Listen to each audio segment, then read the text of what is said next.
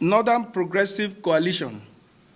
Being a full text of speech by the Northern Progressive Coalition in endorsement of President Bola Ahmed Tinubu and Vice President Kashim Shettima as the most dependable leaders to have uplifted the North rapidly in the last 65 years after independence. Preamble. Esteemed compatriots of Northern Nigeria, respected traditional rulers, eminent political leaders, distinguished representatives of civil society, women, all youth coalition, and the teeming masses whose voice echo in the heartbeat of our cherished region. The Northern Progressive Coalition, NPC, which is a formidable convergence of democratic forces across the 19 northern states of our beloved nation, Nigeria, brings you profound greetings. We convene today as international and active contributors in the destiny of our great people. People whose pride in their identity has remained unshakable. People whose dreams for progress have yearned for fulfillment and whose resilience in the face of adversity is unmatched. There are people who are not spectators in the matters of national development. Therefore, it is in this spirit of collective introspection and nationalism that we convene this historic gathering that is not only aimed at reflecting on the realities of northern Nigeria, but more importantly, to issue a solemn declaration of support, loyalty, and to endorse the leadership of President Bola Ahmed Tinubu and Vice President Kashim Shettima. For decades, our region is known to be subjected to barrage of systemic underdevelopment, political tokenism, economic disenfranchisement, and infrastructural neglect, all of which are often depicted in manipulative narrative and sterile data that fail to capture the harshness of lived realities from Bauchi to Zamfara, from Taraba to Sokoto. However, despite this widespread disenchantment, a ray of hope, clear political intent, and visionary policies have broken through the clouds of expectation. This beacon of hope is embodied in Tinubu Shettima administration, which is less than 2 years has initiated what can be called a socio-political renaissance in northern Nigeria. This purposeful recalibration of our national priorities now reflects strategic and empowerment of the North as a crucial pillar in Nigerian national architecture, as well as inclusion, justice, and economic pragmatism. Issues of development, the North and the rest of the country. In this important that we first examine, the obvious realities existing in the developmental differences which have plagued the northern Nigeria, or the northern region of Nigeria, for far too long. This discourse is one which believes most move beyond emotions and nostalgia, but instead of rest of history analysis, sufficient empirical evidence, and the undeniable trajectory, governmental choices with visible results over time. Historical imbalance in capital projects. Since Nigeria gained independence in 1960, the distribution of national resources have frequently been skewed towards southern and western regions of the country. Particularly on the development of infrastructure, the northern region has frequently been underrepresented in capital-intensive initiatives despite having large landmass, growing population, and strategic geopolitical significance. Also, while federal highways, educational institutions, electrical grid, and railway revitalization were all dispersed inequitably by succeeding administration, the North was left in the developmental void. Weaponization of insecurity, a very peculiar tragedy of northern Nigeria post-military era has been the weaponization of insecurity from one administration to the other. And it gets more intense subsequently, from the insurgents in the northeast to the banditry in the northwest and farmer-herder conflict in the north central. The story has been the same: exploitation of violence for political and economic gain, certain northern elites blinded by ethno-sectarian greed deliberately suppress interventions that would have ameliorated the root causes of unrest. This created an endless loop of poverty, displacement, school dropout, and system stagnation, political marginalization, and appointment tokenism. While has often been used as a strategic voting bloc, it is very unfortunate to state that we have really been rewarded with a high-caliber political appointments that actually influenced national policy. When the room for appointment did arrive, our people were generally confined to ceremonial or secondary duties. Northern technocrats were excluded from influencing the nation's economic and diplomatic narrative because crucial industries like finance, oil and gas, ICT, foreign affairs, and defense were set aside for other regions, even when few were appointed to cover up the nepotism narratives. They were bullied into submission, leading to underperformances where they get replaced in no time. Collapse of agriculture and industry. The North used to be a major source of food for all of West Africa base station for the leather and textile industry, and once the proud host of Granite Pyramid. However, these advantages were gradually eroded into history between 1960 and 2023. With the granite no longer a common sight, no real plans were established by successive administrators to invest in agricultural processing zones, mechanized farming, or to revive irrigation infrastructure. Meanwhile, the younger generation drifted aimlessly into urban centers without jobs, skills, or hope. Education and social services. For years now, education in northern Nigeria has been shaped by gross underfunding, low enrollment, cultural and systemic barriers. Before 2023, education in the north was in precarious state.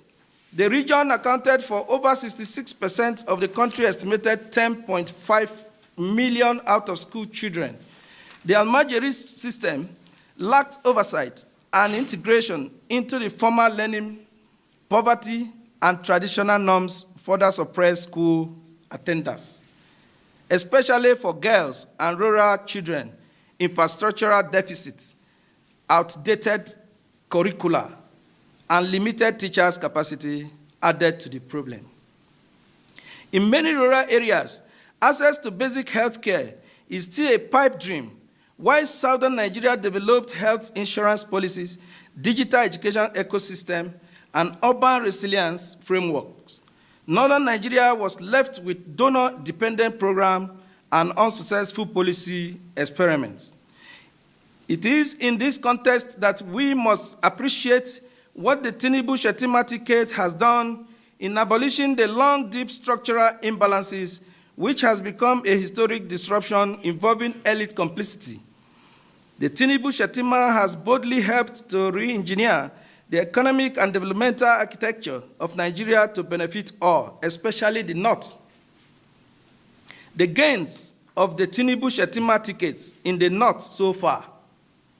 Let us now move beyond rhetoric to interrogate the achievements that the Tinubu Shettima government has delivered in the northern Nigeria in just less than 3 years in office.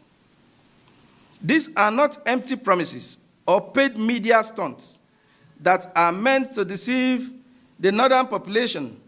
There are policies intervention that were intentionally planned for a long-time strategic political realignment, meant to change the course of history and deliberate infrastructural recalibration that are transforming all regions before our very eyes. These are not just records written on papers, they are evident for all to see. Highest number representation in federal appointments in history. For the fourth time in the history of Nigeria's democratic journey, Northern Progressive Coalition has observed that Northern leaders now occupy strategic portfolios that matters in defining diplomatic engagement, defense, and the nation's economic pulse. This has been evident from security to commerce, from oil and gas regulation to reforming the education. Many Northern technocrats and statesmen have been involved not just as attendees, but more as two contributors to the event.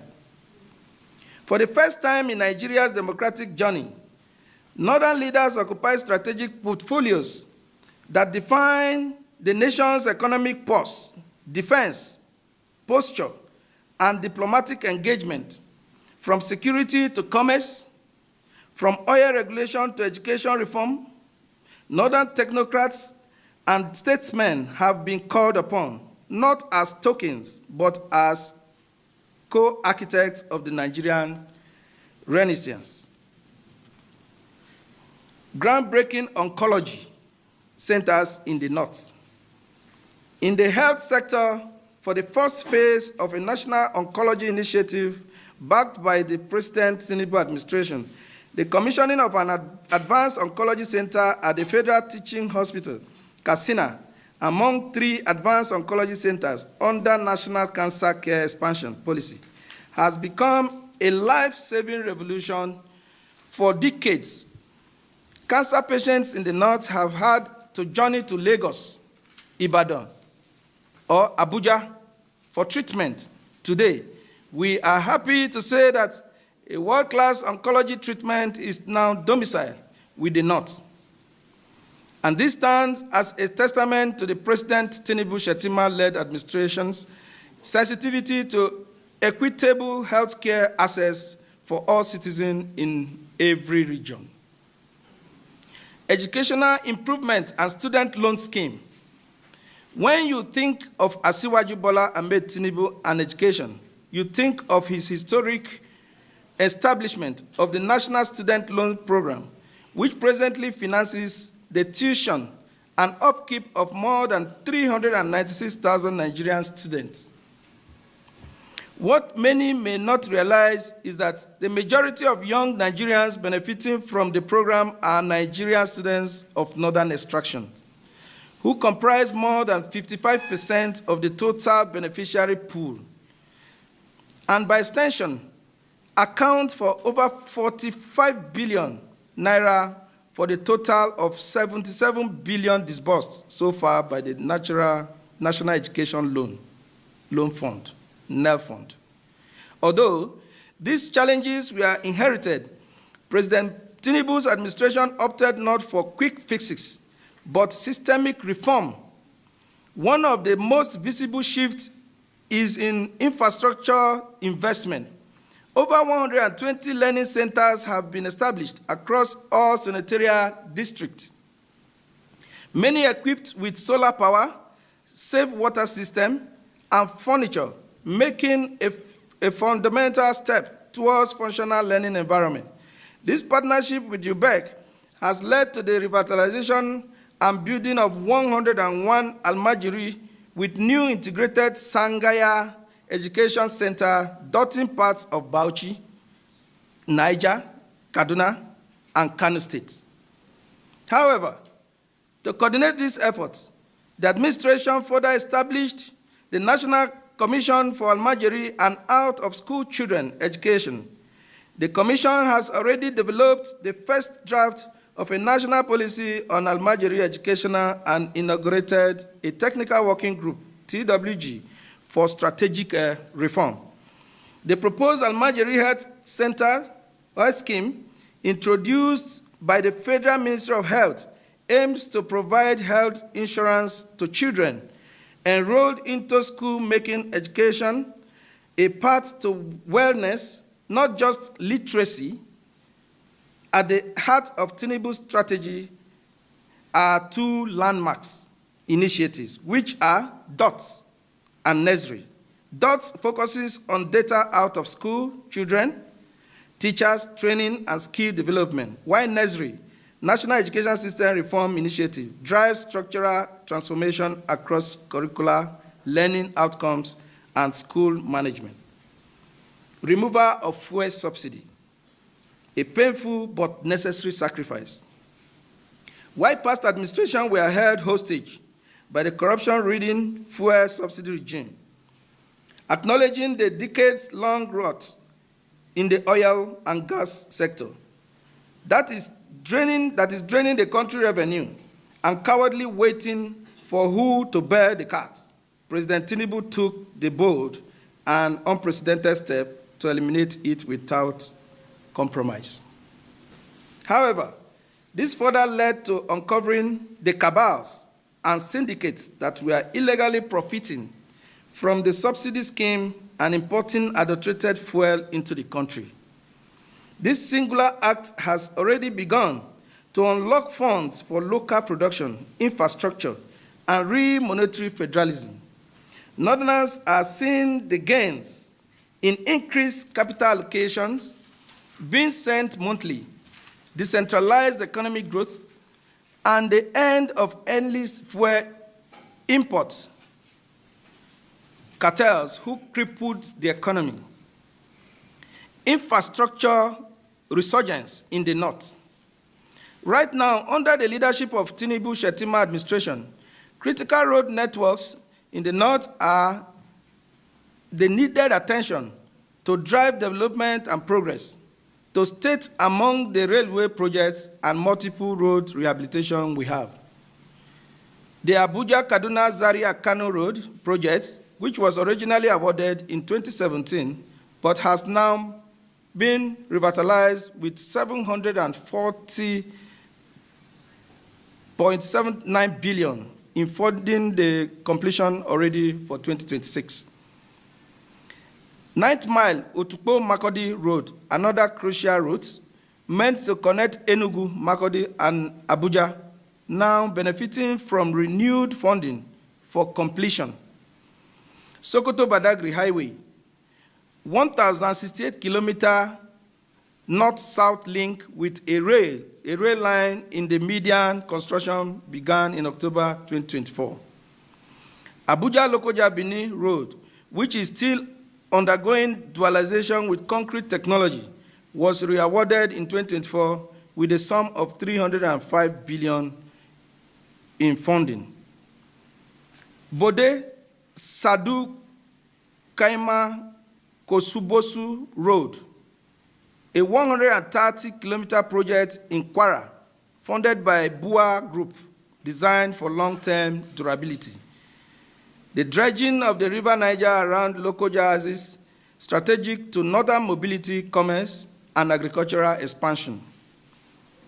When this administration made their intention known to the youth, to the north, they didn't just make mere promises, they promised projects with budgetary backing and visible progress. Now, the Tinubu Shettima ticket we voted for is staying true to the words with evidential results. New tax reform that favored agricultural regions. Evidently, the North, being a major food basket and informal economy hub in this nation, is benefiting massively from the strategic overhaul of Nigeria's tax architecture that was implemented by President Tinubu-led administration. From the administration tax incentives program for agro-processors, VAT exemptions for small-scale traders, and harmonized tax regimes, it is undeniable that these tax reforms are deliberately aimed at empowering the North's economic base in order to restore its lost glory. Youth and Women Empowerment Scheme. The Tinubu-Shettima administration has launched multiple empowerment programs under the Ministry of Humanitarian Affairs and Poverty Alleviation, which are particularly active in northern states to help victims of natural disasters and terrorism.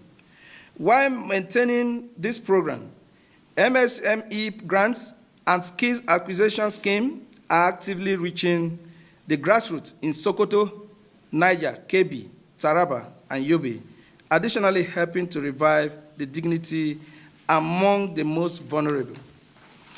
As we march forward, we call on all stakeholders, governors, lawmakers, traditional rulers, youth group, market women, farmers, religious leaders, and students to join us in spreading the gospel of renewed hope for the Northern Renaissance.